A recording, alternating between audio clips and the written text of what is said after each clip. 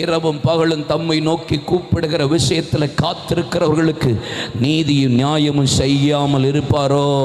கண்டிப்பா மறு உத்தரவு தருவா. இனி மறைந்து இருக்க மாட்டா.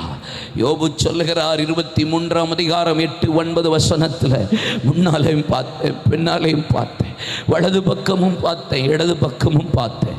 அவர் கண்ணாமூச்சி விளையாடுறதுல தான் ஜாலியாக நேரத்தை செலவு பண்ணுறாரே தவிர என் சரீரத்தை பார்க்கல. என் பிள்ளைகள் செத்து போயிட்டு, என் சொத்து போச்சு, என் மனைவி தூசிக்கிறா, என் சரீரம் ஓட்டெடுத்து சுரண்டி கொண்டிருக்கிறேன். எங்கப்பா இருக்கீங்க? ஒளிச்சு கண்ணாமூச்சி விளையாடுறீங்களா? மறைந்திருக்கீங்களே.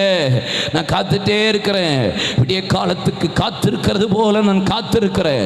என் நரம்புகளும் என் எலும்புகளுக்குள்ளும் இளைப்பாறுதலை இழந்து தவிக்கிறேன். நன்மைக்காக காத்திருந்த எனக்கு தீமையே நேரிட்டது. எப்பக்கத்திலும் அந்தகாரம், எப்பக்கத்திலும் இளைப்பாறுதல் இல்லாத சூழ்நிலை.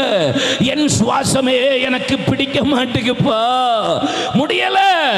ஆண்டவர் சொல்லுகிறா, என் தாசனாகிய யோபு பேசினது போல நீங்கள் ஒருவரும் நிதானமாய் பேசவில்லை.